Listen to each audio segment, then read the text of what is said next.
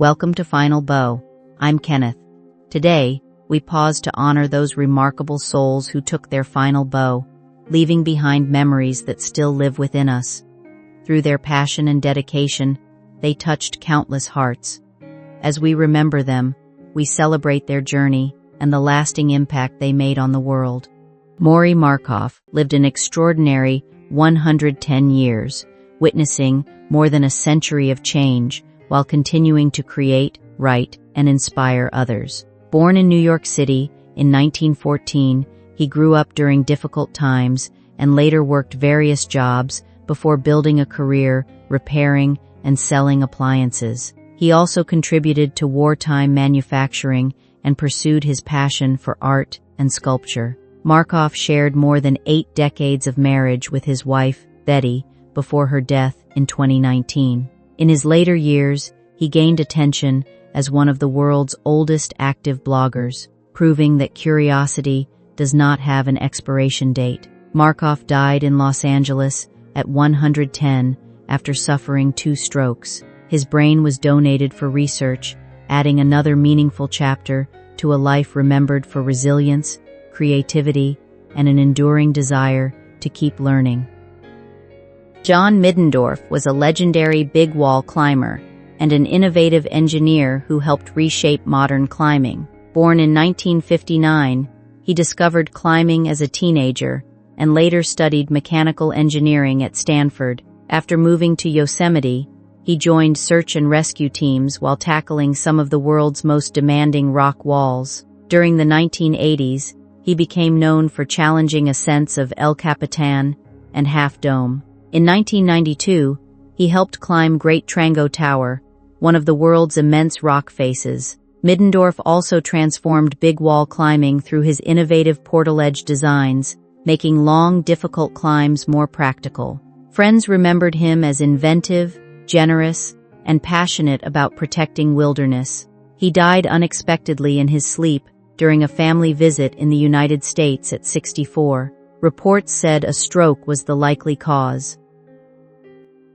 Joby Baker, the Canadian-American actor and artist who became a familiar face on screen during the 1950s and 1960s, died on June 22, 2026, at the age of 92 from natural causes. Baker was especially remembered for appearing in Gidget and 2 of its sequels, becoming part of the popular teen films of the era. He also appeared in several musical comedies alongside major stars including Elvis Presley and Connie Francis. Beyond film, Baker found success on television as the star of the sitcom Good Morning World. The series became notable for introducing audiences to a young Goldie Hawn, who was then largely unknown.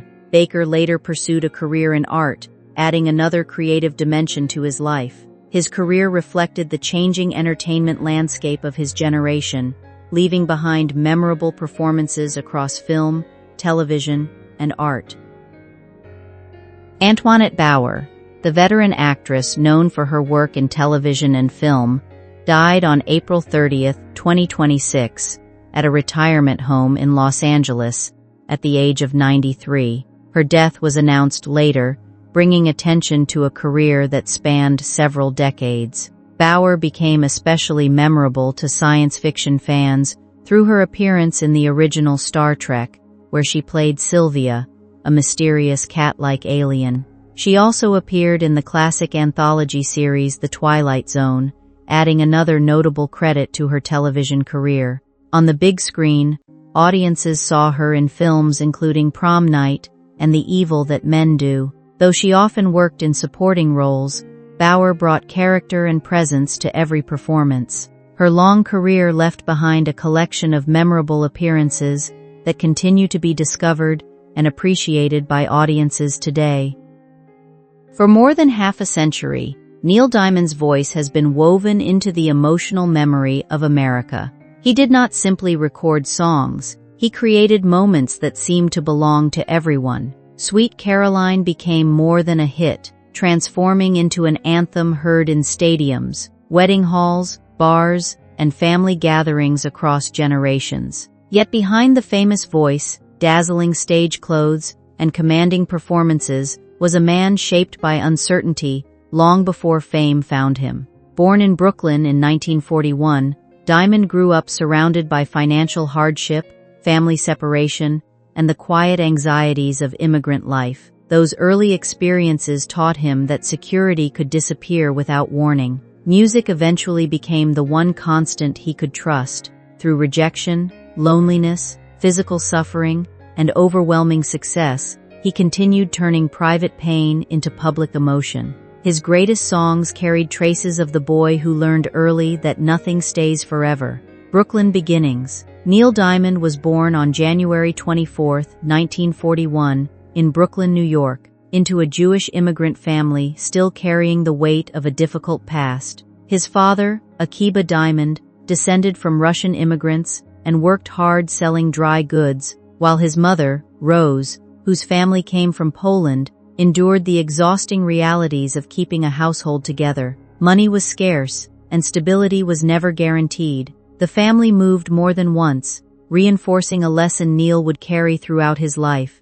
Nothing could be assumed to last. During the war years, his father left in uniform, leaving young Neil to watch his mother hide her fear behind determination. He later remembered being afraid that his father might not return. When Rose eventually took her sons to Cheyenne, Wyoming, another chapter of uncertainty began. The wide-open landscape felt unfamiliar, but Neil discovered refuge in the local cinema, where music and stories offered a world that seemed more dependable than his own. Finding music. When Neil returned to Brooklyn, the Atlantic and crowded streets of Brighton Beach became the backdrop to a childhood defined by observation. He was not the loudest child in the room. Instead, he listened. He noticed the pauses in conversations, the tension inside his parents' voices, and the emotions adults rarely explained. Poetry became one way to understand those feelings. Then, around the age of 15, music gave that inner world a physical form. His parents helped him obtain an inexpensive guitar, and the instrument quickly became more than an object. It became something dependable. His fingers blistered as he practiced, but he continued playing because the guitar answered him when people could not. That same period brought his first attempts at songwriting, including a song inspired by a girl at school. His academic performance suffered, and teachers worried about his future. But beneath those concerns, something powerful was developing. A determination not to disappear into an ordinary life. Hunger for more New York offered no easy welcome. Neil Diamond's early years as a songwriter were filled with unanswered calls, closed doors, and long stretches when nobody seemed interested in what he had to say. In 1958, he entered New York University on a fencing scholarship and began studying pre-med, following the practical path his family hoped would lead to security. Yet music kept pulling him away from certainty. He spent time around Tin Pan Alley, carrying his guitar from office to office and asking anyone who would listen to hear his songs. Eventually, only 10 credits short of graduation, he abandoned the safer future and accepted a modest position at Sunbeam Music Publishing. There he wrote constantly, but the songs were often considered too unusual or melancholy. After losing the job, he survived on almost nothing, sometimes living on only a few coins a day. Yet even hunger could not convince him to surrender the one thing that made him feel fully alive: rejection. The early 1960s brought one disappointment after another.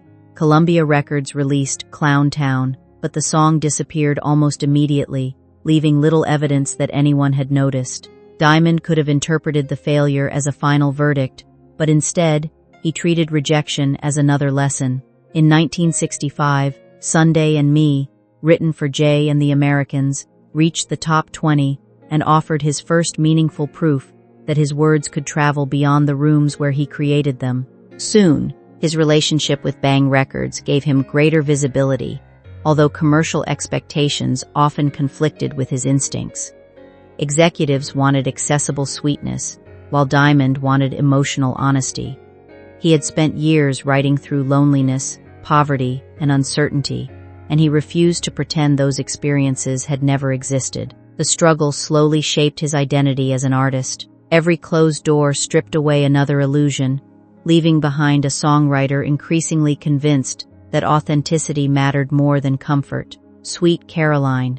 In 1966, Neil Diamond experienced a breakthrough that changed the direction of his life. I'm a Believer, written for the Monkees, became an international sensation, selling millions and establishing Diamond as a songwriter capable of creating songs that could move enormous audiences. Yet success did not immediately erase the loneliness that had followed him for years. Instead, fame created a strange contradiction. Millions knew his words, while very few knew the man behind them. Then came Sweet Caroline, written in 1969. What began as another song became something far larger. Whenever Diamond performed it, audiences did not simply listen, they participated. Thousands of voices merged with his, transforming the song into a communal experience. It became part of weddings, sporting events, celebrations, and memories shared by strangers. Diamond had spent his youth searching for something that would remain. Now one of his melodies had become the very thing he once lacked, a lasting connection. The golden years. The 1970s transformed Neil Diamond from successful songwriter into one of America's most recognizable performers. Songs such as Cracklin' Rosie, Song Sung Blue, and Beautiful Noise filled radios and concert halls, while major performances demonstrated his growing power as a live entertainer. His celebrated concerts at the Greek Theater in Los Angeles became landmarks, later preserved in Hot August Night.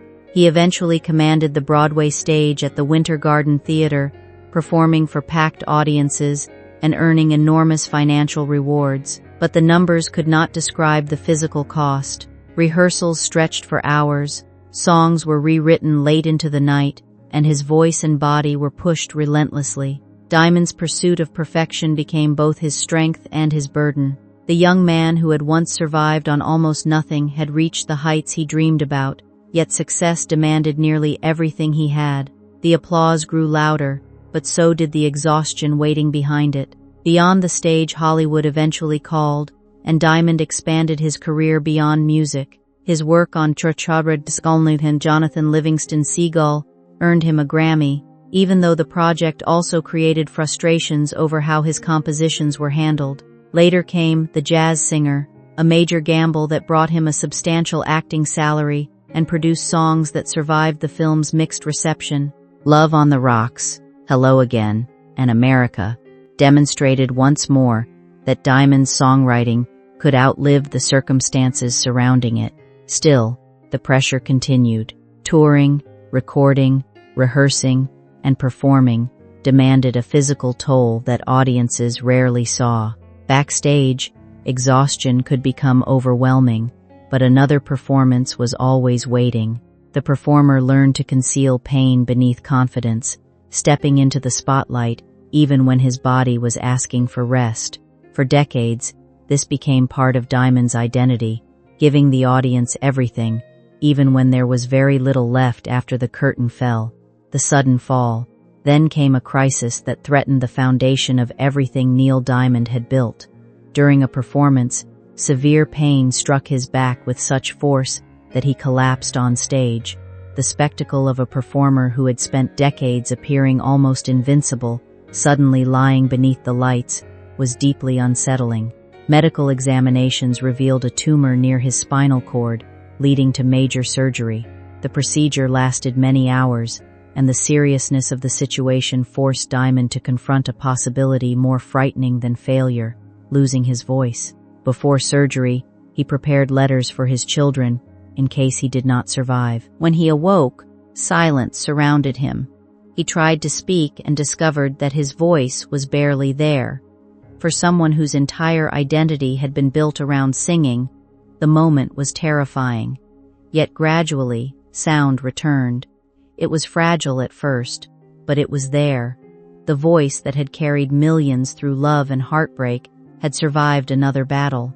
What fame cost Neil Diamond's story was never simply about reaching the top. It was also about what happened after the climb. Fame gave him extraordinary opportunities, financial security, international recognition, and a place in American musical history, but it could not guarantee peace. He had learned early that applause disappears, just as apartments, relationships, and circumstances can change. After a concert, the stadium emptied, the lights shut down, the crowd went home. Diamond returned to hotel rooms and quiet hallways where there was no audience to absorb the emotional force he had released on stage. He understood the contradiction better than most. Millions of people could sing his songs, yet the man who wrote them could still feel alone. That loneliness became part of the emotional architecture of his music. His greatest performances were not powerful because he was untouched by suffering. They were powerful because he understood it intimately and knew how to transform it into something strangers could recognize inside themselves. The voice endures. From a cold Brooklyn childhood to international fame, Neil Diamond's journey was built on endurance.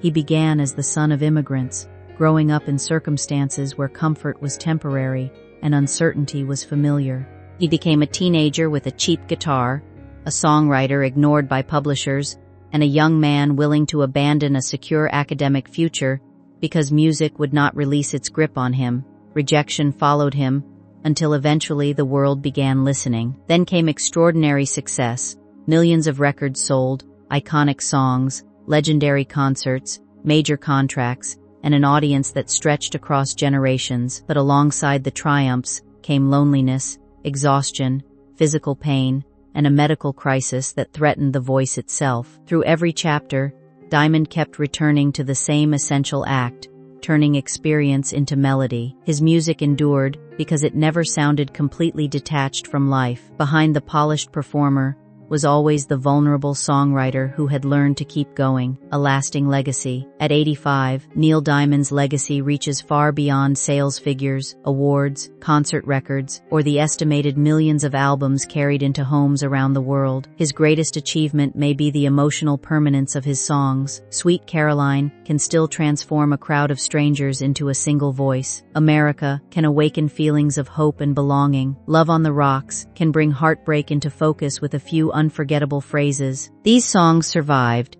because they speak to experiences that do not disappear with time. Diamond understood longing, uncertainty, love, ambition, exhaustion, and the complicated silence that follows success.